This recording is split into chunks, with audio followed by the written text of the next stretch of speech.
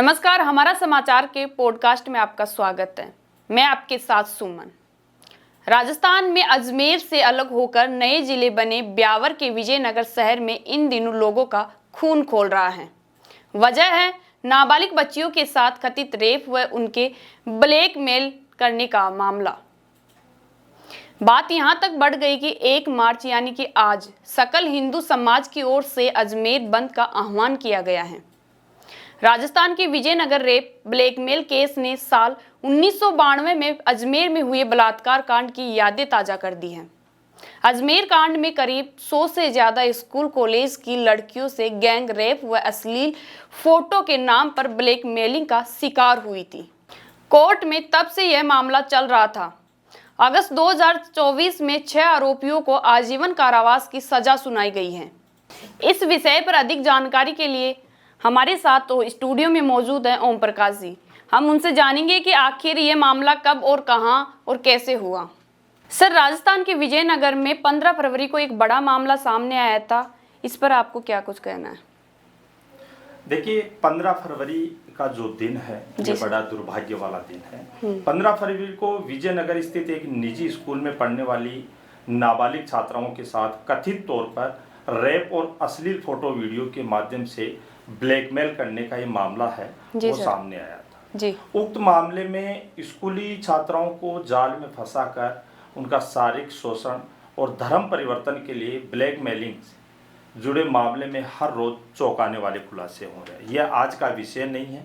करीबन 15 फरवरी के बाद से ये मामला लगातार बढ़ता हुआ नजर आ रहा है। जी।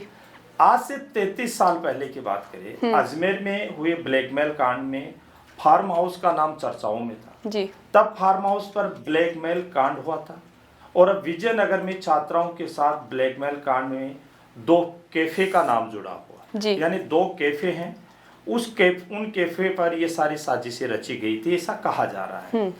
एक चिल आउट और दूसरा पिज्जा हट, ये दोनों चर्चित हैं। इन 2 कैफे पर ही आरोपी छात्राओं को बुलाते थे और फिर अश्लील फोटो लेकर ब्लैकमेल की शुरुआत यहाँ से की और एक प्रकार से कह सकते हैं कि एक फिल्मी स्टाइल में जो साजिश हुई वो साजिश यहाँ से प्रारंभ हुई। प्रशासन को जब इस बात का मालूम चला कि कैफे की आड़ में ये सब कुछ हो रहा है तो वहाँ पर उस कैफे को भी सील कर दिया तुरंत प्रशासन के द्वारा। और जो चिल आउट कैफे था उसके बाहर जो अतिक्रमण हो रखा था या जो भी कहा जा सकता है कि गैर कानूनी रूप से जहाँ पर वो संचालित है उनको वहाँ से हटाने की प्रशासन ने पूरी कवायद की। जो कैफे बने हुए थे वो कैफे 3 मंजिला कैफे बताए जा रहे हैं। जी। इन कैफे पर ही निजी स्कूल की जो 10वीं की एक छात्रा को जो आरोपी है मंसूरी उस मंसूरी ने उस एक छात्रा को सबसे पहले सुमन अपने जाल में फंसाया। जी सर। उस बालिका को इन्होंने एक चाइनीज फोन गिफ्ट में देने के बहाने अपने जाल में फंसाया और उसके बाद फिर अश्लील फोटो के जरिए ब्लैकमेल कांड जो है उसका सिलसिला यहीं से शुरू हो। फिर ब्लैकमेल कर उसकी सहेलियों को बुलाने का भी उसके ऊपर दबाव बनाया गया। इस तरह एक के बाद एक पंक्तिबद्ध रूप से करीबन तीसरी जो लड़की थी उस लड़की को भी आरोपियों ने अपने जाल में फंसा दिया। अब अगर हम बात करते हैं कि वहाँ कैफे में क्या था, क्या सिस्टम था, लेकिन जब प्रशासन को इस बात की जानकारी मिली कि इस कैफे की आड़ में ये सब कुछ चल रहा है तो वहाँ की नगर पालिका प्रशासन जो था विजयनगर का उसने अतिक्रमण का नोटिस सबसे पहले उस कैफे पर दिया, क्योंकि कैफे पर ये सब साजिश जो थी वो रची जा रही थी और वहीं पर से ब्लैकमेल का जो सिस्टम था, दाग था, वो यहाँ पर लग गया जी। लेकिन एक इसके साथ में अगर मैं बात करूं कि जो ब्लैकमेल का जो कांड हुआ है विजयनगर में, अगर इसको हम देखते हैं और पारदर्शित रूप से देखते हैं, क्योंकि बड़ा जांच का विषय है और पुलिस और जो प्रशासनिक टीमें हैं लगातार इंटेलिजेंसी की वो सारी जांच कर रही है, लेकिन अभी जो खून उबला हुआ है लोगों के रगों में और सब उगलेगा भी क्यों नहीं। तो देखिए, अक्सर इस प्रकार की कई अगर हम ये तो बड़ा सवालिया निशान भी यहाँ पर है। क्यों है? क्योंकि जिस प्रकार से इतना बड़ा कांड हो रहा है, क्योंकि 33 साल पहले जो अजमेर में कांड हुआ था अभी उसकी आग लोगों के दिलों में बुझी नहीं। और उसके बाद अभी हाल ही में जो ब्यावर जिला बना तो ताज़ा तरीन घटना यहाँ पर घट गई। तो सर एक बड़ा सवाली निशान उठता है कि कैसे खुलेआम चलता रहा ये ब्लैकमेल कांड, इस पे क्या कुछ कहना है सर? देखिए, ये खुलेआम ब्लैकमेल कांड की अगर सुमन में बात करूं तो ब्लैकमेल कांड के जो आरोपी हैं, जिनमें एक नाम आता है रेहान सुहेल करीम का और सदीक मोहम्मद का, जो ब्लैकमेल का इनका दूसरा ठिकाना था, जिसे मैंने अभी बोला कुछ समय पहले, पिज्जा हट, जो पिज्जा हट बना रखा था, जो कैफे था, वहां पर ये दूसरा इन्होंने ठिकाना बनाया और एक बहुमंजिला कॉम्प्लेक्स की पहली मंजिल पर बने कैफे में भी निजी स्कूल की छात्राओं को जाल में फंसाया। अब जैसे जैसे जांच का विषय बढ़ रहा है और पुलिस जांच में जुटी है, वैसे वैसे आरोपियों की संख्या भी धीरे धीरे बढ़ रही है। ब्लैकमेल का शिकार होने वाले छात्रों की तादाद भी यहाँ पर बढ़ती हुई दिखाई दे रही, क्योंकि जिस प्रकार से लोगों में आक्रोश है। कहानी यह अजमेर ब्लैकमेल वाली जो कहानी है, जो कांड की कहानी है, कहीं ना कहीं उसका शकल जो है वो अब ये पूरी जो कहानी है विजयनगर की वो लेने लगी है। इस पर ब्लैकमेल कांड से विजयनगर क्षेत्र में एक जो गुस्से का उबार है लोगों में, वो तो है ही, लेकिन आज कहीं ना कहीं अजमेर में भी जो सकल हिंदू समाज है, सकल हिंदू समाज के द्वारा काफ़ी भयंकर यहाँ पर आज भी विरोध प्रदर्शन देखने को मिला है।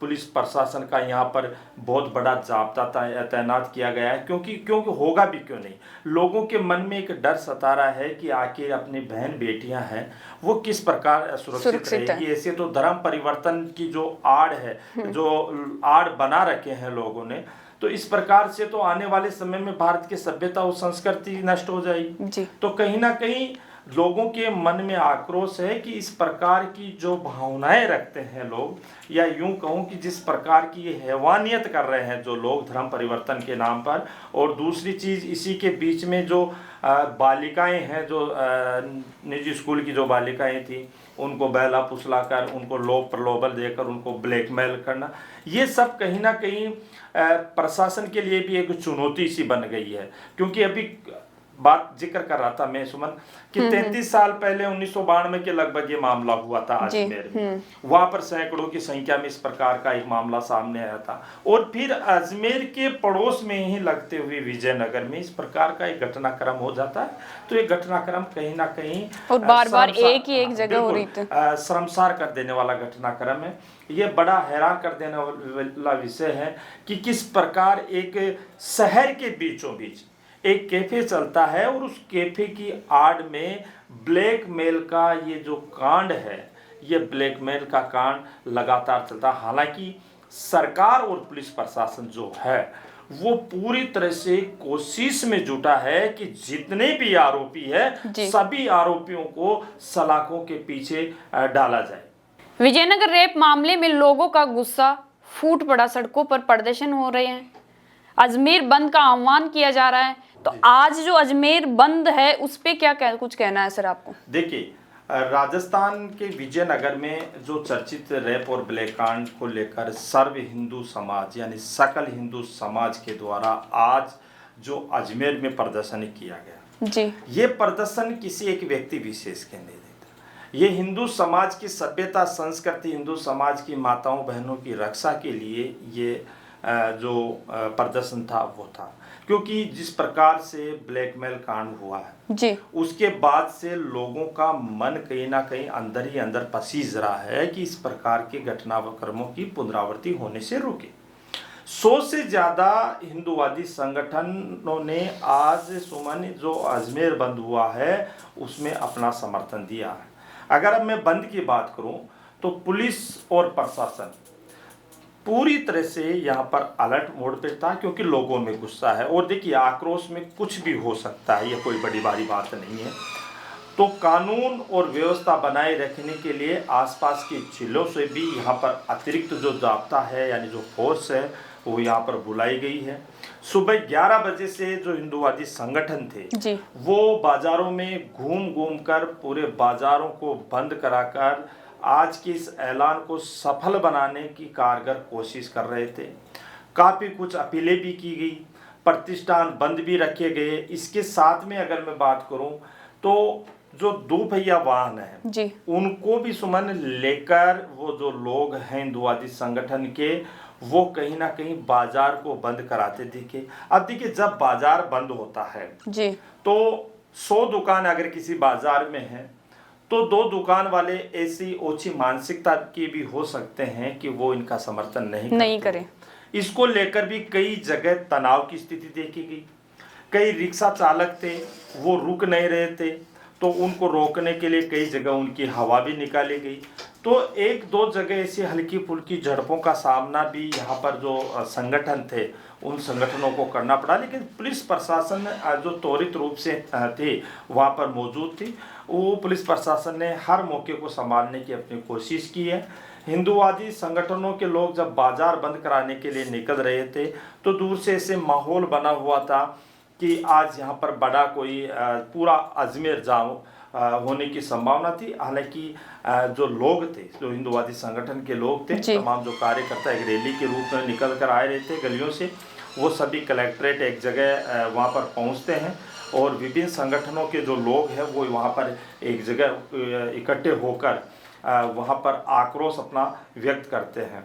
कलेक्टर परिसर की अगर मैं बात करूँ सुमन, तो जब ये लोग वहाँ पर आ रहे थे तो उस समय देखा जा रहा था कि लोगों के अंदर इतना आक्रोश था कि कलेक्ट्रेट के पास में लोग ना जा पाए। इसको लेकर बैरिकेडिंग की गई थी, बैरिकेड्स पर भी लोग चढ़ रहे हैं और जो है अपना आक्रोश वो वहाँ पर प्रदर्शन कर रहे हैं। लेकिन सबसे बड़ी बात यह है, बहुत इन्होंने अच्छा जो प्रदर्शन किया है और इनकी सिर्फ एक ही मांग थी कि जो भी आरोपी है, चाहे वो आरोपी कोई भी हो, चाहे वो मंसूरी हो या अन्य कोई आरोपी हो, क्योंकि ये अभी जांच का विषय है। आरोप किसके ऊपर तय होता है ये हम नहीं कह सकते। पुलिस जांच कर रही है, लेकिन जो नाम पुलिस दे रही है, बाहर आ रहे हैं सूत्रों के हवाले से, मीडिया के हवाले से, उनकी ये मांग है कि जितने भी इस ब्लैकमेल कांड के जो आरोपी है, जिन्होंने ये सब साजिशें रची, इन सबको सरकार जल्द से जल्द फांसी की सजा दे। इस पूरे मामले की अगर मैं बात करूं तो पूरे मामले में अजमेर में आज आवश्यक सेवाएं जैसे अस्पताल हुआ, पेट्रोल पंप हुआ, गैस एजेंसियां हुई, स्कूल कॉलेज हॉस्पिटल जो हुई, आवश्यक सेवाओं को आज के इस बंद से दूर रखा गया है। और अगर मैं आरोपियों की बात करूं सुमन, तो इसमें तय करीबन अभी तक 13 आरोपियों को पुलिस अपनी गिरफ्त में ले चुकी है। इनमें 3 नाबालिग भी बताए जा रहे हैं।